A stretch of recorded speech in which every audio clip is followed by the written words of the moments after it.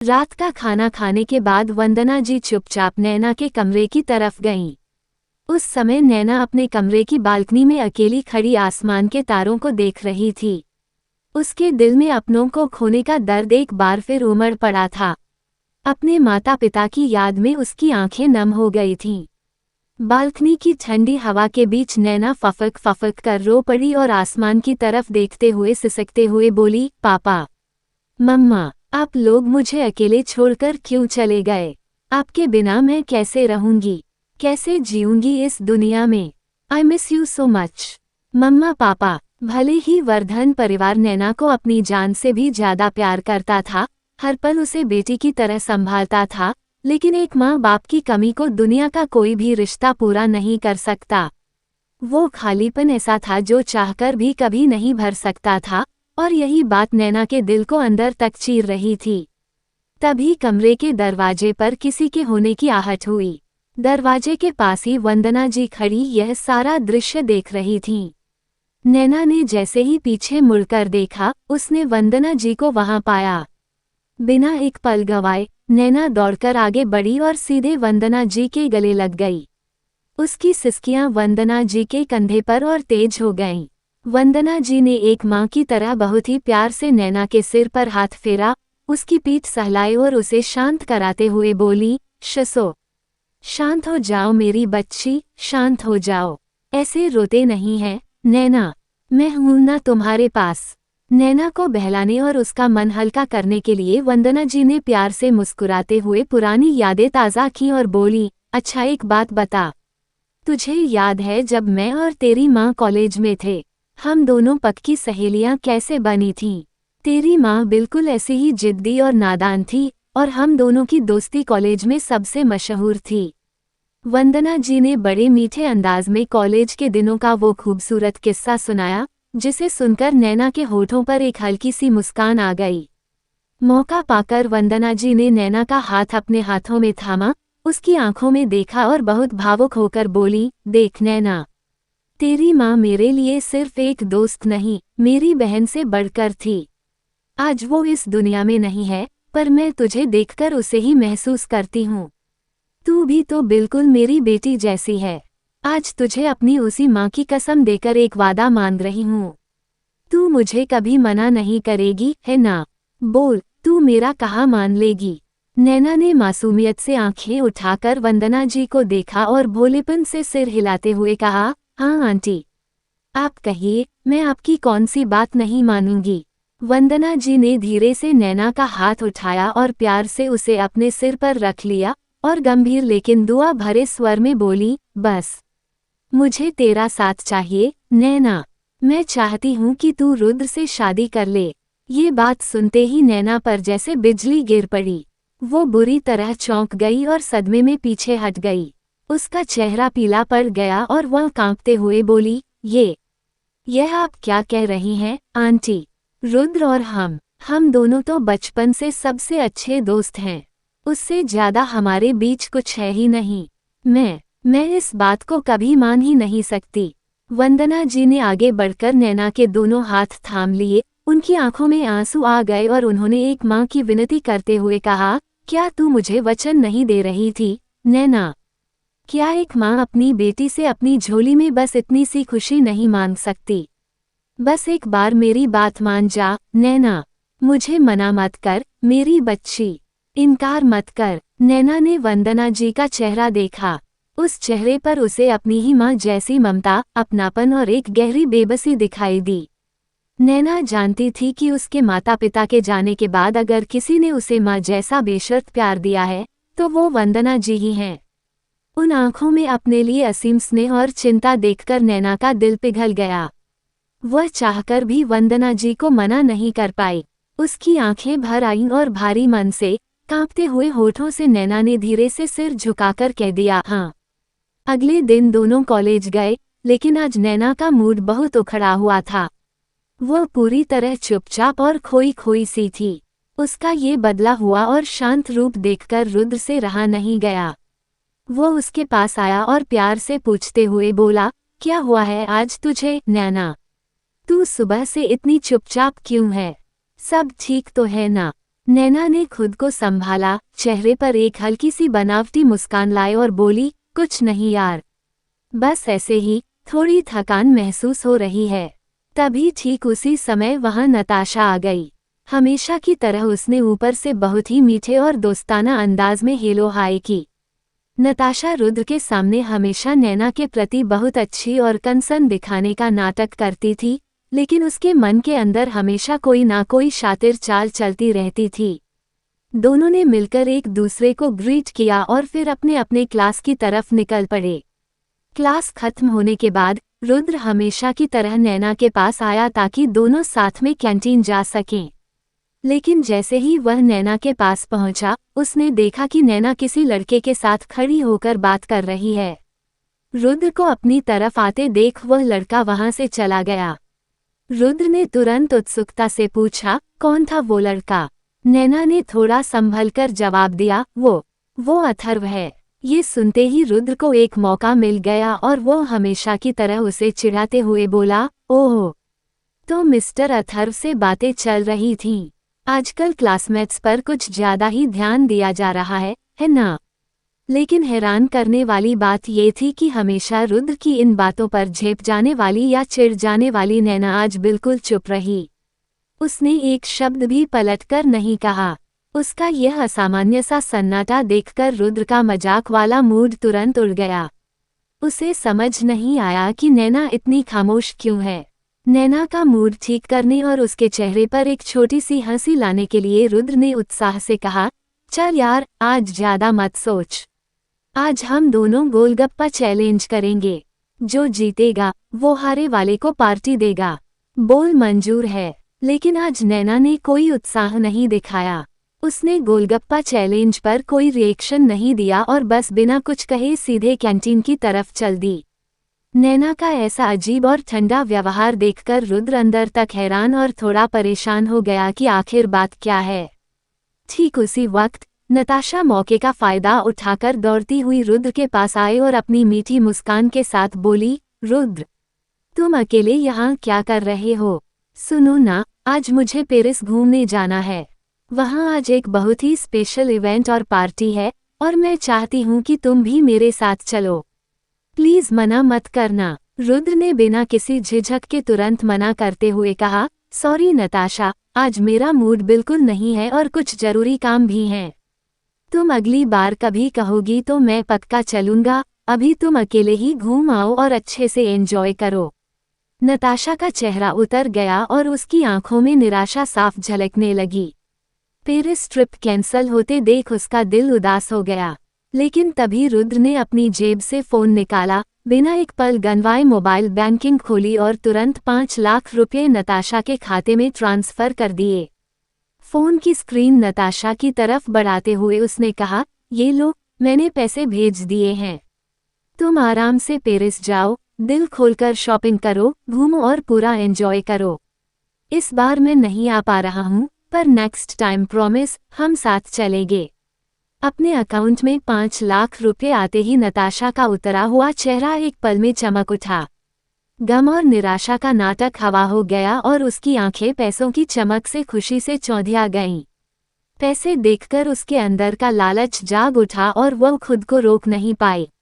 अपनी सारी शातिर अदाओं को दिखाते हुए उसने झटके से आगे बढ़कर रुद्र को कसकर गले लगा लिया और ढोंग भरे उत्साह से बोली, ओए रुद्र, तुम सच में बहुत स्वीट हो। तुम साथ चलते तो सोने पर सुहागा होता, पर तुम्हारे इस सरप्राइज और इस महंगे गिफ्ट ने मेरा दिल जीत लिया। मैं सच में बहुत बहुत खुश हूँ। नताशा की इस हरकत को कुछ ही दूरी पर खड़ी नैना ने देख लिया। पहले से ही वंदना आंटी की बात के बोझ तले दबे नैना के दिल को रुद्र और नताशा की यह नज़दीकी देखकर जैसे किसी ने मुट्ठी में भींच लिया हो। उसके सीने में एक अजीब सी चुभन महसूस हुई और आंखें नम होने लगीं। इसके बाद दोनों कॉलेज से सीधे घर लौट आए। घर का माहौल हमेशा की तरह हंसता खेलता नहीं बल्कि बेहद गंभीर और शांत था। लिविंग रूम में कदम रखते ही रुद्र को एहसास हो गया कि दाल में कुछ काला है। परिवार के सभी बड़े सदस्य दादाजी रुद्र प्रताप, दादी कल्याणी, चाचा सूर्यकांत, चाची सुचित्रा, नैना और उसके अपने माता पिता विक्रमादित्य और वंदना देवी वहां गंभीर मुद्रा में बैठे थे। रुद्र ने अचरज से पूछा, क्या बात है पापा? आज घर में इतना सन्नाटा और सबका चेहरा इतना उतरा हुआ क्यों है? विक्रमादित्य ने आगे बढ़कर अपने बेटे के कंधे पर हाथ रखा और बेहद गंभीर आवाज में बोले, रुद्र बैठो। तुमसे कुछ बहुत जरूरी बात करनी है। आज परिवार ने एक बहुत बड़ा और कड़ा फैसला लिया है। तुम्हें नैना से शादी करनी होगी। ये सुनते ही रुद्र के पैरों तले जमीन खिसक गई।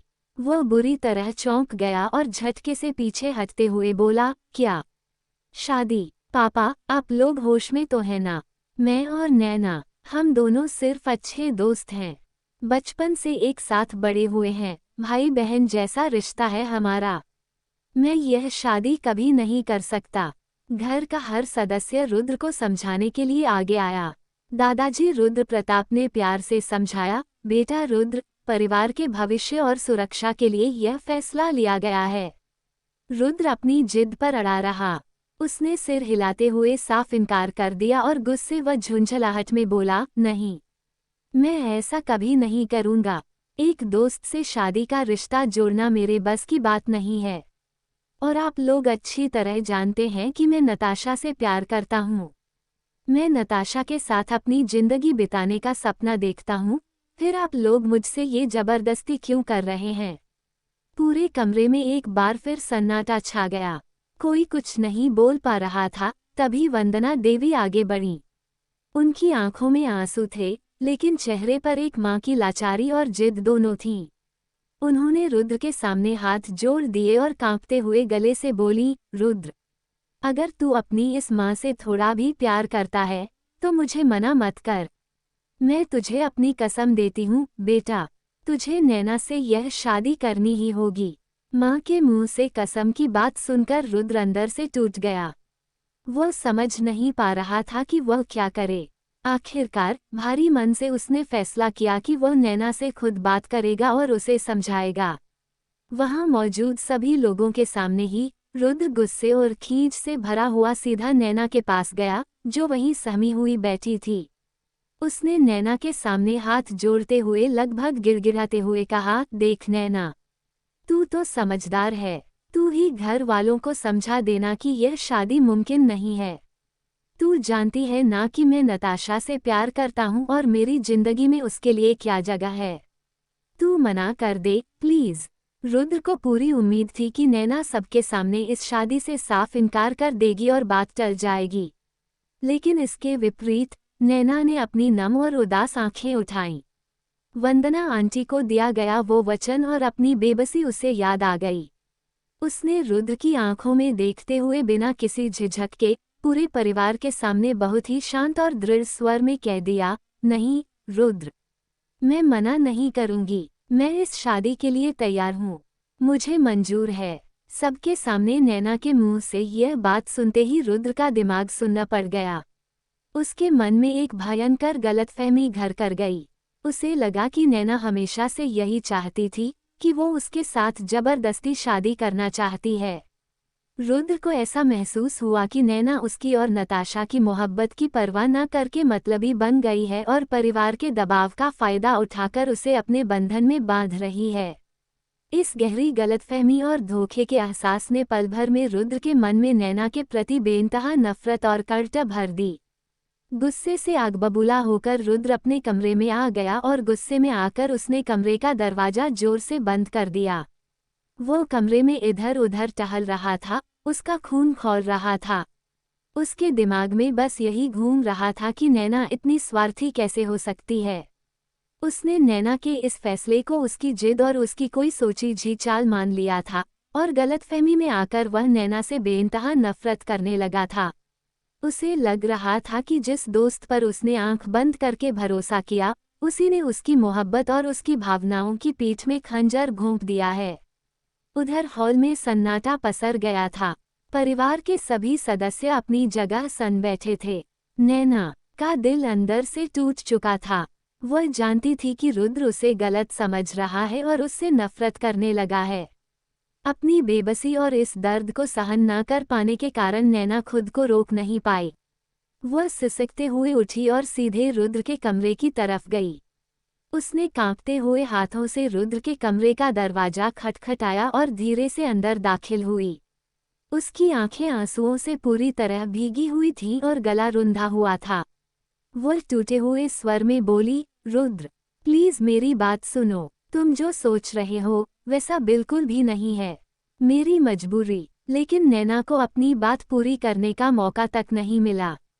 गुस्से में पागल हो चुके रुद्र ने उसकी तरफ देखा भी नहीं और तेज चीखते हुए उसे बीच में ही रोक दिया। उसकी आंखों में नैना के लिए सिर्फ अंगारे बरस रहे थे। रुद्र अपनी आवाज ऊंची करते हुए गुस्से से बोला, बस एक शब्द और नहीं, नैना। और सुनने के लिए बचा ही क्या है? तुम्हारी असलियत तो आज सबके सामने आ गई। मुझे लगा था कि तुम मेरी सबसे अच्छी दोस्त हो, जो मुझे समझोगी, पर तुम तो उतनी ही मतलबी निकली जितनी दुनिया होती है। तुम अच्छी तरह जानती थी कि मैं नताशा से कितना प्यार करता हूँ। मेरी जिंदगी सिर्फ नताशा के साथ जुड़ी है। फिर भी तुमने अपने स्वार्थ के लिए इस शादी को हाँ कह दी। तुमने मेरी खुशियों का गला घोंट दिया। नैना रोते हुए गिड़गिड़ाई, रुद्र प्लीज, कसम से ऐसी बात नहीं है। तुम सच नहीं जानते, मेरी कुछ मजबूरियां हैं। रुद्र ने उसके आंसुओं और उसकी गिड़गिड़ाहट पर जरा भी तरस नहीं खाया। उसने कड़वाहट और नफरत से भरे लहजे में नैना की तरफ उंगली उठाते हुए कहा, मजबूरी? तुम्हारी कोई मजबूरी नहीं है, ये तुम्हारी घटिया चाल है। और आज से इस रिश्ते का नाटक यहीं खत्म समझो। आज से हमारी वो बचपन की दोस्ती, वो यारी, सब हमेशा के लिए खत्म। मैं आज से तुम्हें अपनी जिंदगी में देखना तो दूर, तुम्हारा चेहरा तक नहीं देखना चाहता। निकल जाओ मेरे कमरे से। रुद्र के मुंह से दोस्ती टूटने की बात और इतनी नफरत भरे शब्द सुनकर नैना का कलेजा फट गया। उसे लगा कि उसकी दुनिया उजड़ चुकी है। वो और एक पल वहां नहीं रुक पाई। फफक कर रोते हुए वह तुरंत कमरे से बाहर भाग गई और पीछे रुद्र गुस्से से पागलों की तरह हाँफ रहा था। रुद्र जब कमरे से गुस्से में बाहर गया तो लिविंग रूम का माहौल पूरी तरह बदला हुआ था। वंदना देवी ने जिस तरह अपनी कसम देकर रुद्र को मजबूर किया था, वह किसी इमोशनल ब्लैकमेल से कम नहीं था। लेकिन रुद्र के दिल में अब एक गहरी आग सुलग रही थी। उसे पूरा विश्वास हो चुका था कि इस सब का मास्टरमाइंड कोई और नहीं बल्कि खुद नैना है। रुद्र को लगने लगा कि नैना ने बड़ी ही चालाकी से पूरे परिवार को अपने जाल में फंसा लिया है, उसकी मां को इमोशनल कर दिया है और इस जबरदस्ती की शादी के पीछे उसी की कोई बहुत बड़ी चाल या स्वार्थ है। रुद्र गुस्से से कांपते हुए अपने कमरे की खिड़की के पास खड़ा हो गया। उसकी मुट्ठियां कटी हुई थीं और आंखों में गुस्से की आग थी। उसने मन ही मन संकल्प लिया, तूने मुझे और मेरी मोहब्बत को जिस नरक में धकेला है, नैना, अब मैं तेरी जिंदगी को एक पल के लिए भी आसान नहीं होने दूंगा। तूने इस शादी के लिए हाँ तो कह दी है, पर अब इस धोखे की हर एक कीमत तुझे चुकानी पड़ेगी। इस शादी को मैं तेरे लिए एक ऐसा बंधन बना दूंगा जहां तू हर रोज घुट घुट कर मरेगी। उधर रुद्र के हाँ कहते ही लिविंग रूम में बैठे परिवार के चेहरों पर एक अलग ही सुकून और खुशी छा गई थी। वंदना देवी और विक्रमादित्य ने चैन की सांस ली। दादाजी रुद्र प्रताप के चेहरे पर एक राहत भरी मुस्कान आ गई, क्योंकि उन्हें लगा कि परिवार और वर्मा इंडस्ट्रीज का भविष्य अब सुरक्षित हाथों में है। घर का माहौल अचानक उत्सव जैसा हो गया। खुशी के इस पल को आगे बढ़ाते हुए चाचा सूर्यकांत ने तुरंत अपने पंडित जी को फोन लगा दिया। आधे घंटे के भीतर ही पंडित जी घर पहुंच गए। परिवार के सभी लोगों के मिलकर तुरंत शुभ मुहूर्त निकलवाने की बात शुरू कर दी। पंडित जी ने कुंडली मिलाने और पंचांग देखने के बाद आगामी महीने की 1 तारीख को शादी के लिए सबसे उत्तम और शुभ मुहूर्त बता दिया। शादी की तारीख तय होते ही पूरे घर में और उत्साह बढ़ गया। इसी बीच इस रिश्ते से सबसे ज्यादा कोई खुश था तो वो थे रुद्र के भाई बहन अनन्या और आयन। वे दोनों तो खुशी से फूले नहीं समा रहे थे। अनन्या अभी बहुत छोटी है, मुश्किल से 12-13 साल की मासूम बच्ची जिसे इन बड़े लोगों के मामलों और गंभीर चालबाजियों की कोई समझ नहीं है। वह तो बस इस बात से बेहद खुश थी कि उसकी प्यारी नैना दीदी अब हमेशा हमेशा के लिए उनके घर आ रही है। खुशी के मारे अनन्या अपनी जगह पर टिक नहीं पाई। वह भागती हुई नैना के कमरे में पहुंची और धड़धड़ाते हुए अंदर घुस गई। उसने चहकते हुए नैना का हाथ पकड़ा और उत्साह से उछलते हुए बोली, नैना दीदी, मुझे अभी अभी पता चला कि भैया से तुम्हारी शादी पक्की हो गई है और पंडित जी ने तारीख भी निकाल ली है। हम सब घर वाले कितने खुश हैं। तुम सच में हमारी भाभी बनोगी ना? चलो ना, नीचे सब लोग तुम्हें बुला रहे हैं। लेकिन अनन्या जैसे ही नैना के करीब पहुंची, उसकी सारी उत्सुकता और खुशी एक ही पल में काफूर हो गई। उसने देखा कि नैना बिस्तर के कोने से सटकर बैठी है, उसका चेहरा आंसुओं से भीगा हुआ है, बाल बिखरे हैं और वो बुरी तरह कांप रही है। अनन्या घबरा गई और नैना के पास बैठकर उसका हाथ सहलाते हुए मासूमियत से बोली, दीदी, तुम रो क्यों रही हो? तुम्हारी ये हालत क्यों हो रही है? क्या भैया ने तुमसे कुछ कहा? क्या वो इस शादी से खुश नहीं है? नैना ने खुद को संभाला। उसने झट से अपने आंसू पोंछे और जबरदस्ती अपने चेहरे पर एक झूठी मुस्कान ले आई। वह जानती थी कि अनन्या अभी बहुत छोटी है, सिर्फ 12-13 साल की एक मासूम बच्ची, जो इन बड़ों की उलझनों, नफरत और मजबूरियों को नहीं समझ सकती। अगर वो उसे सच बताती, तो वह बेचारी बिना बात के डर जाती। नैना ने कांपते हुए हाथों से अनन्या के गाल को छुआ और प्यार से समझाते हुए बोली, अरे मेरी पगली बच्ची, कुछ नहीं हुआ, बस अचानक से मम्मी और पापा की बहुत याद आ गई, इसलिए थोड़ा रो दी। अनन्या ने अपनी बड़ी बड़ी मासूम आंखों से नैना को देखा। उस छोटी बच्ची को नैना की बात पर पूरा यकीन हो गया। उसके मन में कोई शक नहीं आया, क्योंकि वह तो बस यही जानती थी कि नैना दीदी अपने माता पिता को बहुत याद करती है। अनन्या ने फौरन राहत की सांस ली और अपना नन्हा सा हाथ नैना के हाथ पर रखते हुए चहकते हुए बोली, अच्छा, बस इतनी सी बात। दीदी, तुम भी ना रोया मत करो, अब तो तुम हमेशा हमेशा के लिए हमारे साथ यहीं रहोगी, फिर तुम्हें कभी अकेलापन महसूस नहीं होगा। चलो ना, नीचे सब लोग तुम्हारा इंतजार कर रहे हैं, पापा और सब बहुत खुश हैं। नैना ने अंदर ही अंदर कांपते हुए दिल के साथ अनन्या की बात पर सिर्फ एक फीकी सी मुस्कान दे दी, पर उसे पता था कि नीचे जो तूफान उसका इंतजार कर रहा है, वो किसी तबाही से कम नहीं होने वाला है। अध्याय 1, सादगी का मुखौटा और अंदर का आना।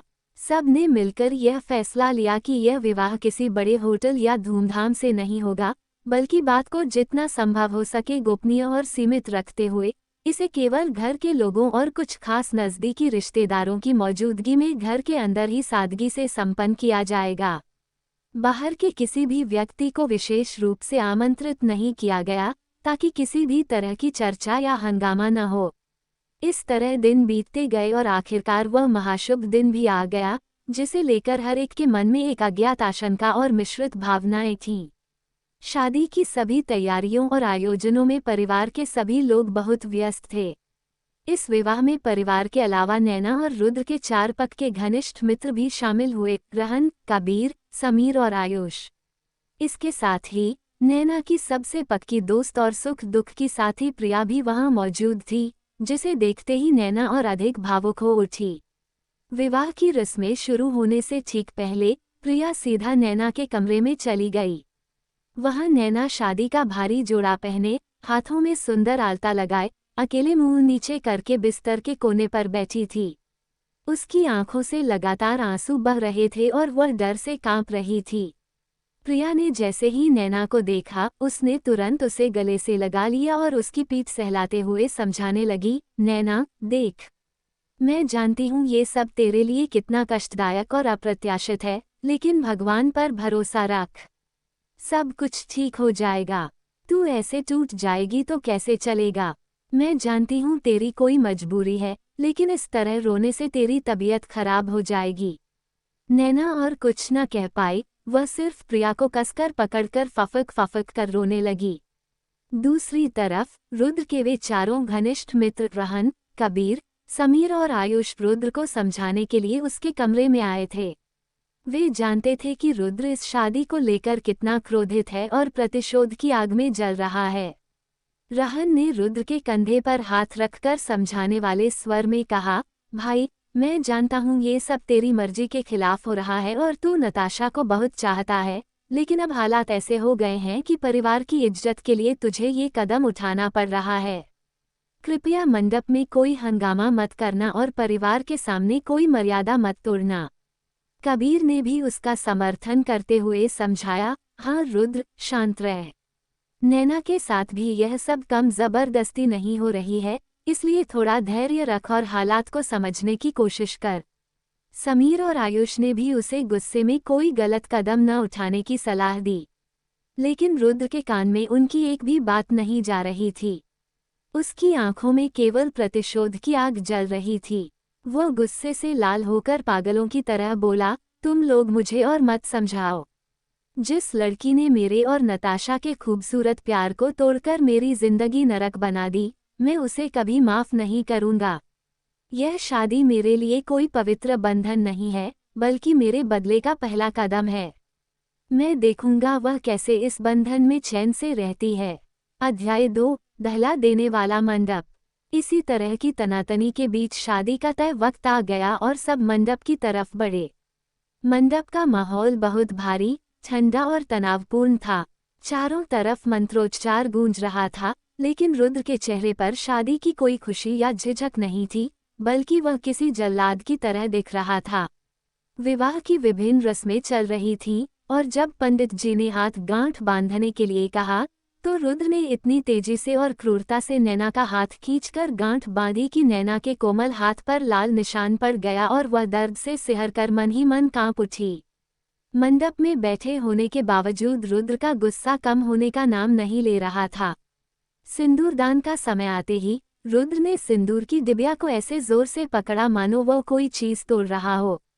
उसने बेहद रुखेपन से नैना की मांग में इस तरह जोर से सिंदूर भरा जैसे वह किसी दुश्मन से बदला ले रहा हो। सिंदूर सिर्फ मांग में नहीं रहा, बल्कि नैना के माथे से होते हुए आंख के पास तक बिखर गया, जिसे देखकर वहां मौजूद सभी लोगों का दिल दहल गया। रुद्र यही नहीं रुका, मंगलसूत्र पहनाने के वक्त उसने मंगलसूत्र को इतनी जोर से खींचकर उसके गले में डाला कि नैना की गर्दन पर लाल निशान उभर आया और उसे सांस लेने में भी तकलीफ होने लगी। नैना की आंखों से आंसू की धारा बह निकली, लेकिन परिवार की इज्जत और अपनी बेबसी के कारण वह मुंह से एक शब्द भी बाहर नहीं निकाल पाई और अंदर ही अंदर टूटती चली गई। वहां मौजूद रहन, कबीर, प्रिया और परिवार के बाकी सदस्य रुद्र के इस गुस्से और क्रूर व्यवहार को देखकर सन और सहम गए। उस पल किसी में भी इतनी हिम्मत नहीं थी कि वे रुद्र को रोक पाते, क्योंकि उस वक्त रुद्र का रूप पूरी तरह से एक बदला लेने वाले इंसान में बदल चुका था। अध्याय 3, नफरत की रात और वीरान सेज। विवाह की सभी रस्में और औपचारिकताएं पूरी होने के बाद घर के सभी बड़े लोगों ने चैन की सांस ली। उस थका देने वाले, तनावपूर्ण दिन के अंत में वंदना देवी आगे आईं।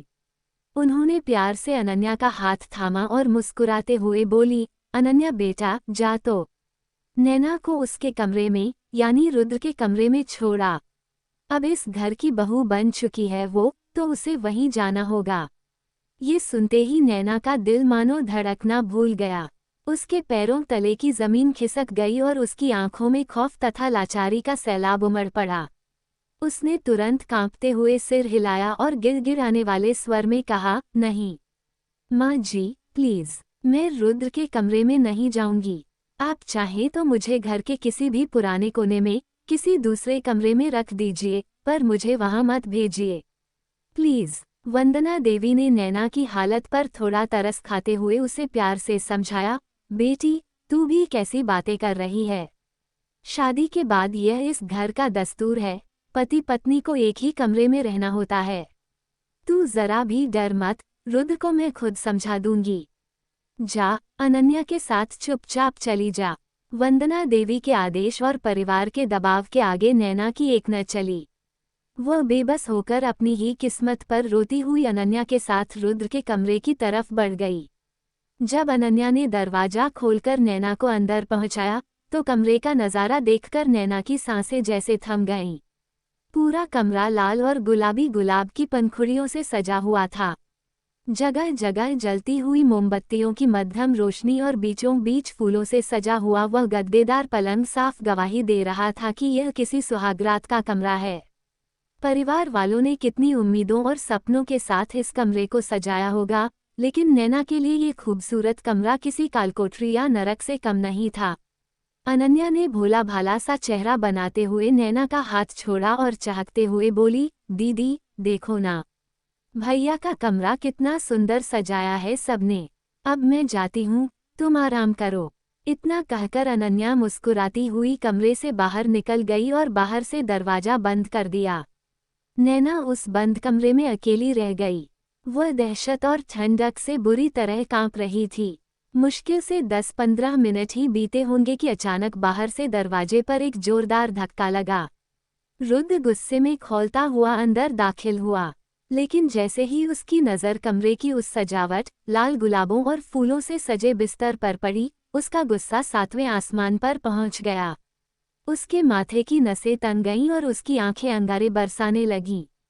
रुद्र ने पागलों की तरह चीखते हुए कहा, ये सब क्या बकवास है? ये घटिया ड्रामा किसने किया है? मेरे कमरे की यह हालत किसने की है? गुस्से में अंधी हो चुकी हैवानियत के साथ रुद्र ने सामने रखे फूलों के सुंदर गुलदान को लात मारकर दूर फेंक दिया, जो जमीन पर गिरकर चकनाचूर हो गया। इसके बाद उसने पलंग पर सजी हुई खूबसूरत चादर और तकियों को खींचा और उन्हें फर्श पर पटककर पैरों से रौंद डाला। उसने कमरे में रखी हर चीज को तहस नहस करना शुरू कर दिया, मानो वह अपनी सारी भड़ास उसी सामान पर निकाल रहा हो। नैना डर के मारे थर थर कांपते हुए कमरे के एक कोने में दीवार से सटकर बैठ गई और अपने आंसुओं को छुपाने की कोशिश करने लगी। रुद्र हाँफते हुए नैना की तरफ लपका। उसने नैना के करीब जाकर उसके कंधे को जोर से दबोचा और उसकी आंखों में आंखें डालकर जहर बुझे लहजे में बोला, तू क्या सोचती है, नैना? इस झूठे ड्रामे से, इस सजी धजी सेज पर बैठने से क्या मैं इस शादी को सच मान लूंगा? कभी नहीं। मैं इस घटिया शादी को जिंदगी भर नहीं मानता। मेरे लिए तू मेरी पत्नी कभी नहीं हो सकती। तू सिर्फ एक धोखेबाज, मतलबी और मक्कार औरत है। रुद्र का गुस्सा और भड़क उठा। उसने अपनी आवाज को और तेज करते हुए कहा, नताशा हर बार सही कहती थी। आज उसकी हर बात सच साबित हो गई। वो ठीक ही कहती थी कि तेरी नज़रें हमेशा से हमारे खानदान की बेहिसाब दौलत, जायदाद और वर्मा इंडस्ट्रीज के बिजनेस पर थीं। तूने अपने उस झूठे और शातिर दिमाग से यह जाल बुना ताकि उस पैसे और शोहरत को हासिल कर सके। तूने हमारे बचपन के रिश्ते, हमारी दोस्ती, सब कुछ चंद सिक्कों और अपने स्वार्थ के लिए बलि चढ़ा दिया। तूने मेरी जिंदगी को नर्क बना दिया है, नैना। नैना की आंखों से टूटकर आंसू बह निकले। वो अपनी बेबसी का गला घोंटते हुए कांपते गले से बोली, रुद्र, भगवान के लिए मेरी बात सुनो। सच ऐसा नहीं है, तुम जो सोच रहे हो। लेकिन रुद्र ने उसकी एक बात नहीं सुनी। उसने नैना का हाथ झटकते हुए गुस्से से मुंह फेर लिया और घृणा से भरकर बोला, बस, तेरा एक भी झूठ अब मैं सुनने को तैयार नहीं हूँ।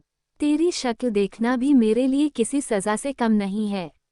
इतना कहकर रुद्र उस तहस नहस हुए कमरे में एक पल भी नहीं रुका। वह तेजी से मुड़ा, दरवाजा खोलकर बाहर निकला और धड़धड़ाते हुए घर के किसी दूसरे खाली कमरे की तरफ चला गया, जहां वह अकेले बैठकर अपनी सुलगती नफरत और गुस्से की आग में जलता रहा।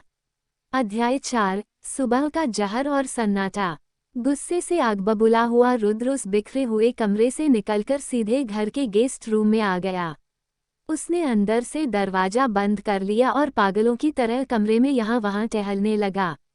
उसका शरीर गुस्से से कांप रहा था। उसे नैना का हर एक शब्द एक शातिर झूठ लग रहा था और नताशा की कही हुई पुरानी बातें उसके दिमाग में हथौड़े की तरह गूंज रही थीं।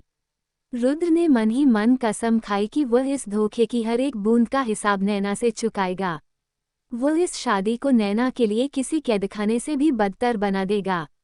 उधर उस सजे धजे लेकिन वीरान पड़े कमरे में नैना अकेली बैठी फफक फफक कर रो रही थी। रुद्र के कहे गए एक एक कड़वे शब्द और उसकी नफरत भरी निगाहें उसके दिल को चीर रही थीं। उसने अपने घुटनों पर सिर रख दिया और बेबस होकर रोने लगी। उसे खुद समझ नहीं आ रहा था कि आखिरकार उसकी जिंदगी में ये भूचाल कैसे आ गया। वो इस रिश्ते में बंध चुकी थी, लेकिन क्यों और किन हालातों में, यह ऐसा राज था जिसे वह चाहकर भी किसी को बता नहीं सकती थी। बस उसके हिस्से में आया था तो सिर्फ रुद्र का बेइंतहा गुस्सा, नफरत और तिरस्कार। रात गहरी होती गई। पूरा घर शांत हो चुका था, लेकिन उस कमरे की घुटन और दर्द कम होने का नाम नहीं ले रहा था। अगली सुबह जब सूरज की पहली किरण खिड़की से अंदर आई, तो घर में नई बहू के स्वागत और पहली रसोई की रस्म की तैयारियां शुरू होने वाली थीं। वंदना देवी और परिवार के बाकी सदस्य इस बात से पूरी तरह बेखबर थे कि रुद्र और नैना के बीच रात में क्या तूफान मचा है। वे सब यही मानकर खुश थे कि सब कुछ ठीक हो जाएगा। लेकिन जैसे ही सुबह हुई, रुद्र जब गेस्ट रूम से बाहर आया, तो उसके चेहरे पर एक कठोर और खतरनाक शांति थी। वह सीधे लिविंग रूम में पहुंचा, जहां परिवार के लोग चाय पी रहे थे। रुद्र को इस तरह सुबह सुबह दूसरे कमरे से आते देख सब चौंक गए। वंदना देवी ने चिंता भरे स्वर में पूछा, अरे रुद्र, तू इस कमरे में क्यों था? और बेटा, तेरी ये हालत, तू ठीक तो है? रुद्र ने एक ठंडी और जहरीली मुस्कान के साथ अपनी मां की तरफ देखा और साफ शब्दों में कह दिया, मम्मी, आप लोगों ने जो जबरदस्ती यह शादी कराई है ना, उसका नतीजा भी भुगतने के लिए तैयार रहिए। मैं इस रिश्ते को कभी दिल से नहीं अपनाऊंगा, और उस नैना से कह दीजिए कि वह इस घर में सिर्फ एक नाम की बहू बनकर रहे, क्योंकि मेरे लिए उसका कोई वजूद नहीं है। ये सुनते ही लिविंग रूम में बैठे सभी लोगों के हाथ से चाय के कप छूटते छूटते बचे। दादाजी रुद्र प्रताप गुस्से से कांप उठे और कड़े शब्दों में बोले, रुद्र, ये कैसी बदतमीजी है? अपनी हदें मत पार करो। लेकिन रुद्र ने किसी की एक नहीं सुनी। उसने अपनी बात पर अड़े रहते हुए सबको दो टूक सुना दिया और वहां से अपनी गाड़ी की चाबी उठाकर सीधे ऑफिस के लिए निकल गया, ताकि वह नैना की शक्ल देखने से भी बच सके। घर में एक बार फिर सन्नाटा पसर गया। वंदना देवी का दिल बैठ गया, और नैना, जो कमरे से धीरे धीरे सीढ़ियां उतरकर नीचे आ रही थी, उसने रुद्र के ये सारे शब्द अपने कानों से सुन लिया। उसका बचा खुचा हौसला भी उस पल दम तोड़ गया। उसे समझ आ गया कि आने वाले दिन उसके लिए कितने भयंकर और कांटों भरे होने वाले हैं। ऑफिस पहुंचने के बाद भी रुद्र के भीतर जल रही गुस्से की आग ठंडी नहीं हुई थी। उसके केबिन का माहौल इतना तनावपूर्ण था कि उसका पर्सनल असिस्टेंट भी कोई फाइल टेबल पर रखने से पहले 100 बार सोचता था। रुद्र की नज़रें बार बार कंप्यूटर स्क्रीन पर टिकी थीं, लेकिन दिमाग में केवल और केवल नैना का चेहरा और बीती रात की कड़वी बातें घूम रही थीं। उसे यह बर्दाश्त नहीं हो रहा था कि जिस परिवार और जिस जिंदगी को वह अपनी मर्जी से चलाना चाहता था, वहां अब एक ऐसा इंसान आ चुका है जिसे वह अपनी सबसे बड़ी दुश्मन मानता था। उधर वर्धन हाउस में लिविंग रूम का माहौल बेहद भारी और असहज हो चुका था। रुद्र के जाने के बाद किसी ने भी एक शब्द नहीं बोला था। वंदना देवी सोफे पर बैठी लगातार माथा सहला रही थीं। उनके चेहरे पर गहरी चिंता और पछतावा साफ झलक रहा था। अनन्या ने डरते डरते अपनी दादी के पास आकर धीरे से कहा, दादी, भैया का गुस्सा तो आप जानती ही हैं, पर भैया ने नैना दीदी के साथ जो किया और जिस तरह सुबह सुबह बोल कर गए, मुझे डर लग रहा है कि आगे क्या होगा। वंदना देवी ने भारी मन से आह भरी और बोली, पता नहीं बेटा, रुद्र की आंखों पर नताशा के प्यार की ऐसी पट्टी बंधी है कि उसे अपनों का प्यार और बड़ों का फैसला सब धोखा लग रहा है। नैना बेचारी तो इस तूफान में बिना किसी गलती के पिस गई है। तभी सीढ़ियों की तरफ से पैरों की आहट सुनाई दी।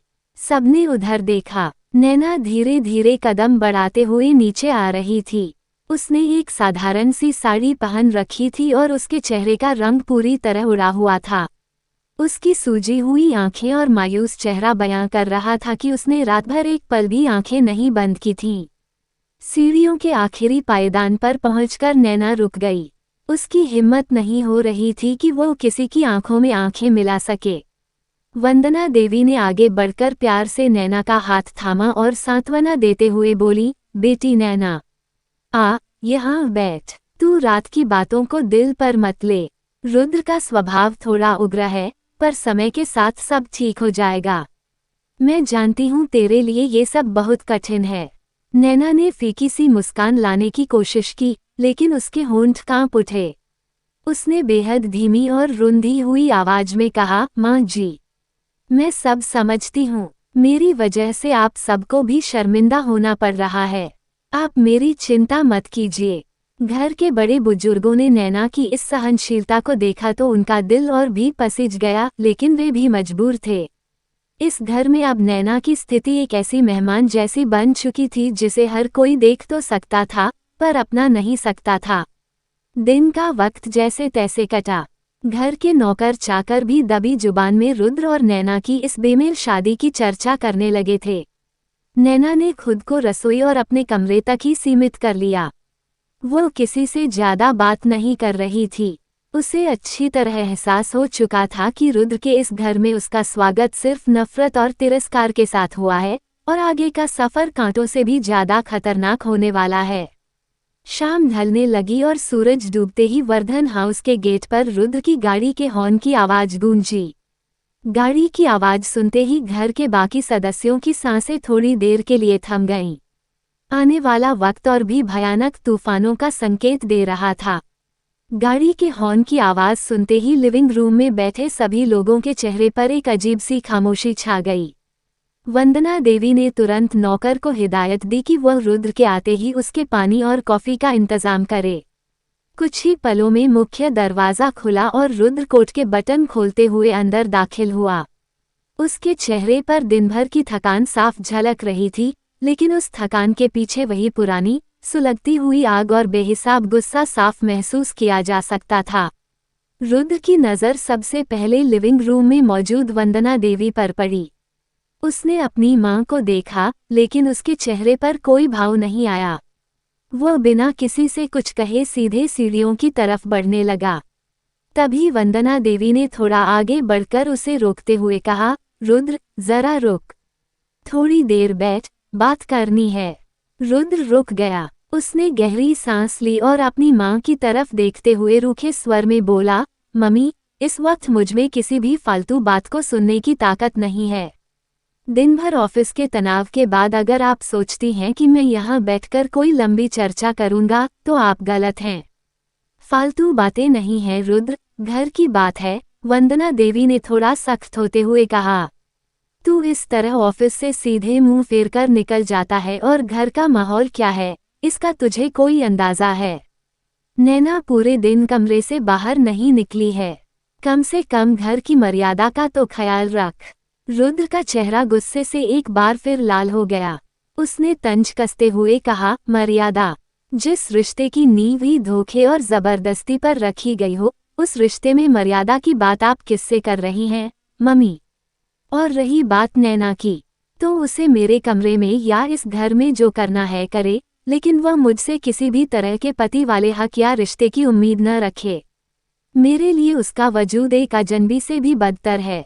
ये कहकर रुद्र किसी का भी जवाब सुने बिना तेजी से सीढ़ियां चढ़कर ऊपर अपने कमरे की तरफ चला गया। उसी वक्त कॉरिडोर के दूसरे कोने से नैना हाथ में पानी का एक गिलास लिए हुए धीरे धीरे आगे बढ़ रही थी। उसने रुद्र की ये सारी बातें अपने कानों से साफ साफ सुन ली थीं। उसका दिल एक बार फिर जोर से बैठ गया। उसके कदम वहीं ठिठक गए। उसने महसूस किया कि रुद्र की नफरत दिन प्रतिदिन कम होने के बजाय और अधिक गहरी और खतरनाक होती जा रही है। रुद्र ने जैसे ही अपने कमरे का दरवाज़ा खोला और अंदर कदम रखा, उसकी नज़र फिर से उस कमरे की तरफ गई जहां रात को तबाही मची थी। हालांकि नौकरों ने कमरे को साफ कर दिया था, लेकिन फिर भी उस कमरे की हवा में अब भी एक अजीब सी घुटन और वीरानपन महसूस हो रहा था।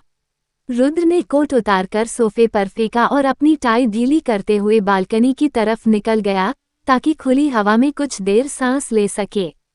उधर नैना हिम्मत जुटाकर नीचे लिविंग रूम में गई और वंदना देवी के हाथ में पानी का गिलास थमा दिया। वंदना देवी ने नैना के मायूस और सहमे हुए चेहरे को देखा तो उनका दिल भर आया। उन्होंने नैना का हाथ अपने हाथों में लेते हुए प्यार से सहलाया और कहा, बेटी, तू अपना दिल छोटा मत कर। रुद्र का गुस्सा थोड़ा पागलपन भरा है, लेकिन वक्त के साथ उसका दिल पिघलेगा। नैना ने बहुत ही धीमी और कांपती हुई आवाज में कहा, माँ जी, आप परेशान मत होइए। मैं जानती हूँ कि रुद्र मुझसे कितनी नफरत करते हैं। मैं इस घर में उनकी पत्नी बनकर नहीं, बल्कि बस आपकी दी हुई एक जिम्मेदारी को निभाने आई हूँ। मुझे उनसे कोई शिकायत नहीं है। नैना की इन सहनशीलता भरी बातों ने वंदना देवी को और भी भावुक कर दिया। लेकिन वे दोनों इस बात से बिल्कुल अनजान थीं कि रुद्र की यह नफरत आने वाले दिनों में उनके पूरे परिवार और खुद नैना की जिंदगी में एक ऐसा तूफान लाने वाली थी जिसकी कल्पना किसी ने नहीं की थी। कॉलेज के एक शांत कोने में नैना की पक्की दोस्त प्रिया और उसके कुछ करीबी दोस्त रहन, कबीर, समीर और आयुष एक बेंच पर बैठे थे। उनके चेहरे पर गहरी चिंता और गुस्सा साफ झलक रहा था। कबीर ने गुस्से से मुट्ठी भींचते हुए टेबल पर हाथ मारा और कहा, यार, ये सब क्या चल रहा है? रुद्र पागल हो गया है क्या? वो नैना के साथ ऐसा बर्ताव कैसे कर सकता है? बेचारी नैना, जिसकी इस शादी में कोई गलती नहीं थी, वो रोज घुट घुट के जी रही है। आयुष ने ठंडी सांस भरते हुए कहा, और ऊपर से रुद्र का ये पागलों की तरह नताशा के पीछे घूमना। कॉलेज से लेकर बाहर तक सब जगह वो नताशा के साथ दिख रहा है। किसी को कानों कान खबर तक नहीं है कि रुद्र की शादी हो चुकी है। नताशा को अगर सच पता चला तो वो क्या करेगी? प्रिया की आंखें गुस्से और आंसुओं से लाल थीं। उसने तल्ख आवाज में कहा, मुझे उस नताशा पर भी तरस नहीं आता। और रुद्र तो अपनी नफरत की आंखों में इतना अंधा हो चुका है कि उसे ये भी नहीं दिख रहा कि वह एक बेकसूर लड़की की जिंदगी बर्बाद कर रहा है। नैना अंदर से पूरी तरह टूट चुकी है यार।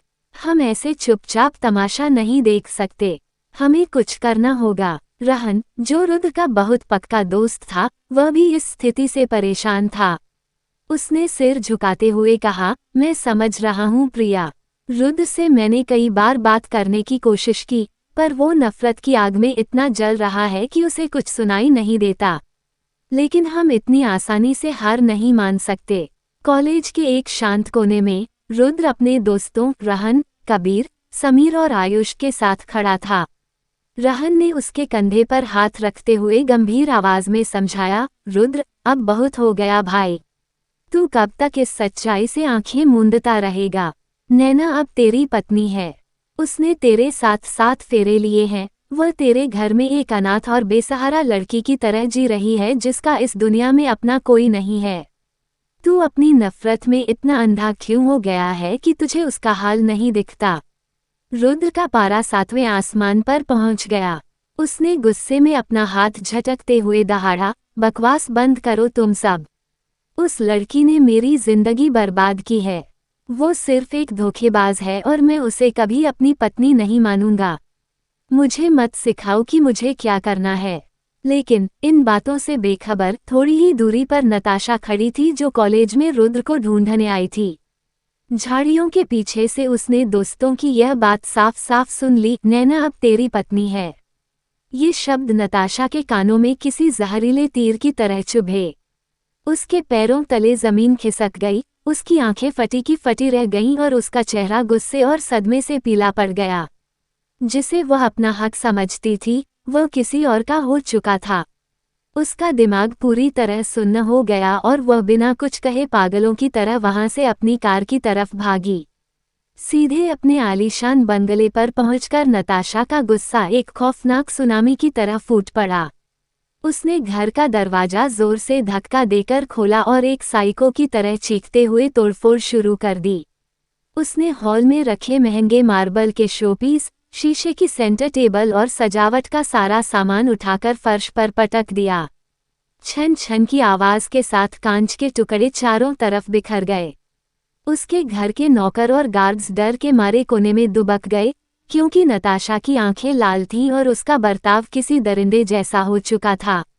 सांसें तेज और चेहरा गुस्से से तमतमाया हुआ, नताशा ने अपने बेडरूम में जाकर अपना फोन उठाया। उसके हाथ बुरी तरह कांप रहे थे।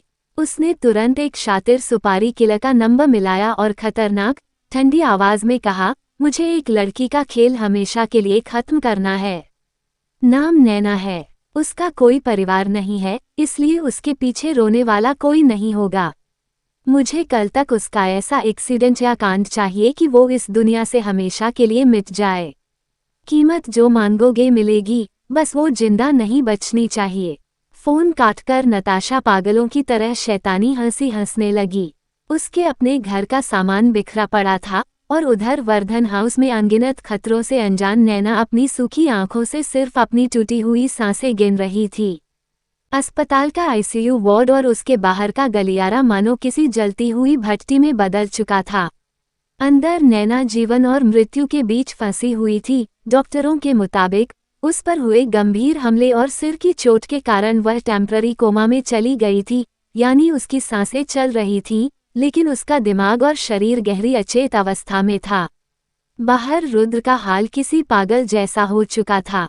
उसकी आंखें लाल थीं, बाल बिखरे हुए थे और वो कभी आईसीयू के शीशे से सिर टकराता तो कभी अपनी खून से सनी हथेलियों को देखकर पागलों की तरह बड़बड़ाने लगता। उसका ऐसा रूप देखकर वहां खड़े वर्धन परिवार की रूह कांप उठी।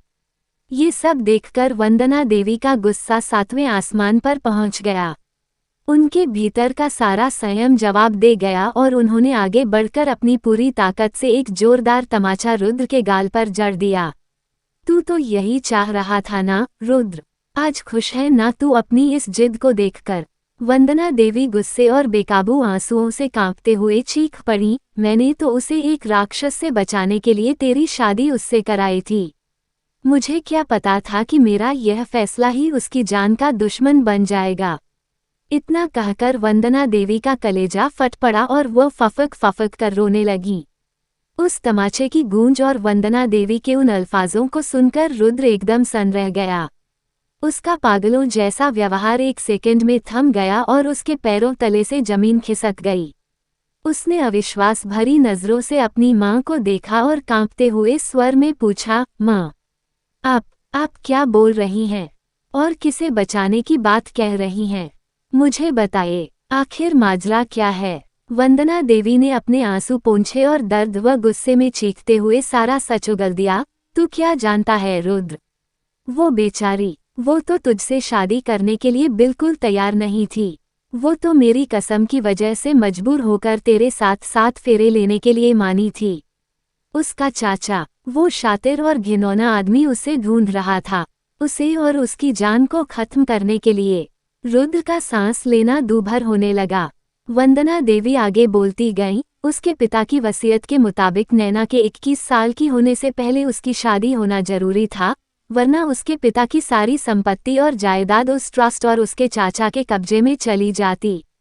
उसके पिता मरते वक्त नैना को हमारे हवाले कर गए थे, इसलिए मैंने उसकी जान बचाने के लिए जबरदस्ती तेरी शादी उससे कराई थी। वंदना देवी खुद को रोक नहीं पाई और दहाड़ मारकर रोते हुए बोली, पर हमारा यह फैसला गलत निकल गया। मेरी ही वजह से आज मेरी बच्ची इस हाल में है। पूरा वर्धन परिवार खामोश खड़ा था, किसी के मुंह से एक शब्द नहीं निकल रहा था। और वंदना देवी के मुंह से निकला ये सच रुद्र के सीने पर किसी वज्रपात की तरह गिरा। उसका पूरा शरीर सुन्न पड़ गया। वह बिखरकर वहीं फर्श पर घुटनों के बल बैठ गया। अगले ही पल उसकी आंखों के सामने एक एक करके वो सारे दृश्य फ्लैशबैक की तरह चलने लगे, जो उसने पिछले कुछ हफ्तों में नैना के साथ किए थे। उसे वो रात एक एक करके याद आने लगी जब नैना उसके पैरों में गिरकर बुरी तरह गिड़गिड़ा रही थी। उसका वो रोना, हाथ जोड़कर खुद को बेकसूर साबित करना और अपनी मजबूरी बयां करना, जिसे रुद्र ने हमेशा एक घटिया, ड्रामा और उसकी चालबाजी समझा था। उसे याद आया कि कैसे उसने नैना के उन आंसुओं को ठुकराया था, कैसे हर बार उस बेसहारा लड़की को दुत्कार, ताने मारकर और उसे अपनी जिंदगी का सबसे बड़ा बोझ समझकर जलील किया था। नैना का वो सहमा हुआ चेहरा, हर जुल्म को बिना किसी उफ के चुपचाप सह लेना और कोने में दुबक कर रोना, सब कुछ एक फिल्म की तरह उसकी आंखों के सामने घूमने लगा। उसने नैना को एक पल के लिए भी नहीं समझा, उसने उसे अपने पैरों की धूल समझा था, जबकि वही लड़की अंदर से पूरी तरह टूट चुकी थी और अपनी जान बचाकर इस घर में शरण लेने आई थी। और आज जब उसकी जान पर बनी, तो वही लड़की अपनी जान दांव पर लगाकर उसकी ढाल बन गई थी। मैंने क्या कर दिया? रुद्र का गला पूरी तरह फटने लगा। पछतावे, अपराधबोध और खुद से नफरत की आग में जलते हुए उसने अपना सिर दीवारों पर दे मारा और दहाड़ मारकर फूट फूट कर रो पड़ा, नैना, मुझे माफ कर दे नैना। नताशा तक ये खबर पहुंच चुकी थी कि नैना अब टेम्परेरी कोमा में है। इस बात ने नताशा के भीतर एक अलग ही सुकून और जीत का एहसास भर दिया था। उसे लगा कि उसका रास्ता साफ हो गया है। लेकिन वर्धन हाउस और अस्पताल में माहौल इसके बिल्कुल उलट था। पिछले 2 हफ्तों से रुद्र और पूरा परिवार पल पल की दहशत और अपराधबोध के साथ जी रहा था। रुद्र ने अपनी सारी जिद, सारा गुस्सा और अहंकार छोड़कर दिन रात नैना के बिस्तर के पास पहरा दिया। वो एक सेकंड के लिए भी नैना को अकेला नहीं छोड़ता था, खुद अपने हाथों से उसे दवाइयाँ खिलाना, उसके सिर सहलाना और हर पल उसकी सलामती की दुआ मांगना। रुद्र का ये बदला हुआ रूप परिवार के लिए भी हैरान करने वाला था। 2 हफ्तों बाद आखिरकार वो दुआएं रंग लाईं। 2 हफ्ते के लंबे और खौफनाक इंतजार के बाद एक सुबह नैना की पलकें धीरे धीरे फड़फड़ाईं। उसने अपनी आंखें खोल दीं। सामने वंदना देवी, रुद्र और परिवार के बाकी सदस्यों को खड़े देखकर नैना की सूजी हुई आंखों से आंसू छलक आए। इन अपनों की फिक्र और आंखों में उसके लिए तड़प देखकर उसे यकीन ही नहीं हुआ कि उसे बचाने के लिए ये सब इतना परेशान थे। और जब नैना ने रुद्र की आंखों में अपने लिए वो बेइंतहा फिक्र, अपराधबोध और दिन रात की सेवा का असर देखा, तो उसका दिल पिघल गया। जिस रुद्र से वह कभी सबसे ज्यादा डरती थी, आज उसका ये रूप देखकर उसे अंदर से एक अजीब सी राहत और खुशी महसूस हुई। कुछ दिन बीतने के बाद जब नैना की हालत में काफी सुधार आ गया और वह पूरी तरह होश में आ गई, तब वंदना देवी ने एक बहुत बड़ा और कड़ा फैसला लिया। पूरे परिवार के सामने वंदना देवी ने गंभीर आवाज में कहा, नैना बेटा, तुम्हारी पढ़ाई अभी पूरी होना बाकी है, और यह रिश्ता जो जबरदस्ती और हालातों के दबाव में बना था, इसे ऐसे ही खींचना ठीक नहीं है। इसलिए मैंने तय किया है कि जैसे ही तुम्हारी पढ़ाई खत्म हो जाएगी, मैं तुम दोनों का आपसी सहमति से तलाक करवा दूंगी। किसी भी अनचाहे रिश्ते में दोनों को जबरदस्ती बांध कर रखना सही नहीं है। वंदना देवी की यह बात सुनकर कमरे में सन्नाटा छा गया। नैना और रुद्र दोनों ने खामोश रहकर इस फैसले को स्वीकार कर लिया। उस वक्त दोनों के दिल में एक अलग ही उथल पुथल मची थी, पर किसी के मुंह से एक शब्द नहीं निकला। एक शाम जब कमरे में हल्की सी खामोशी थी और रुद्र नैना के पास ही बैठा था, उससे और रहा नहीं गया। रुद्र ने गहरी सांस ली, नैना की तरफ देखा और भारी आवाज में हाथ जोड़ते हुए कहा, नैना, मेरे मुंह से तुम्हारे लिए जो भी निकला, मैंने जो जुल्म तुम पर किए, उसके लिए मेरे पास सफाई देने के लिए कोई शब्द नहीं है।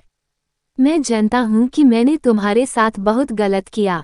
क्या तुम मुझे कभी माफ नहीं कर सकती? नैना ने अपनी नम आंखें उठाईं और रुद्र के चेहरे पर उस पछतावे को साफ पड़ा। उसने हल्के से मुस्कुराते हुए अपने हाथ से रुद्र के हाथ को थामा और रुधे गले से बोली, मैंने आपको उसी दिन माफ कर दिया था रुद्र, जिस दिन आपने अपनी जान पर खेलकर मेरी जान बचाई थी। रुद्र का चेहरा आंसुओं से भीग गया। उसने नैना का हाथ अपने माथे से लगा लिया। उस दिन न सिर्फ उनके बीच के सारे गिले शिकवे दूर हो गए, बल्कि वे दोनों अपने सारे पुराने कड़वे पन्नों को पीछे छोड़कर बेस्ट फ्रेंड्स बन गए। एक ऐसा रिश्ता जिसमें अब नफरत नहीं, बल्कि एक दूसरे के लिए बेइंतहा सम्मान और परवाह थी। दिन बीतते गए और वर्धन हाउस की हवा अब पूरी तरह बदल चुकी थी। रुद्र और नैना के बीच की वो कड़वाहट, वो खौफ और दूरियां अब एक खूबसूरत दोस्ती में बदल चुकी थीं। घर में फिर से वही पुरानी हंसी, हल्की फुल्की नोकझोंक और एक दूसरे की टांग खींचने का सिलसिला शुरू हो गया था। नैना की किलकारियां और उसकी खिलखिलाहट से सूना घर फिर से आबाद हो गया था। रुद्र के दोस्त, जिन्होंने कभी उसे आईना दिखाया था और जिनके ताने से ही सही, पर उसकी आंखें खुली थीं, वे दोनों को इस तरह हंसते खेलते और एक दूसरे के करीब देखकर बेहद खुश थे। उन्हें सुकून था कि उनकी दोस्ती ने आखिरकार सही रंग ले लिया है। लेकिन इस खुशी की रोशनी से महलों के एक कोने में बैठी नताशा का खून खौल रहा था। नैना के जिंदा बच जाने और रुद्र के साथ उसकी यह बढ़ती नजदीकियां देखकर वह गुस्से से जलकर खाक हो रही थी। उसका पागलपन अब और ज्यादा खतरनाक रूप ले चुका था। घर के अंदर रुद्र और नैना की दोस्ती अब परवान चढ़ रही थी। वे दोनों एक दूसरे के सबसे अच्छे दोस्त बन चुके थे, एक ऐसा रिश्ता जिसमें हर बात पर हंसना, शेयर करना और एक दूसरे का साथ देना शामिल था। लेकिन इस गहरी दोस्ती और परवाह के पर्दे के पीछे एक अनकहा सा रिश्ता भी पल रहा था।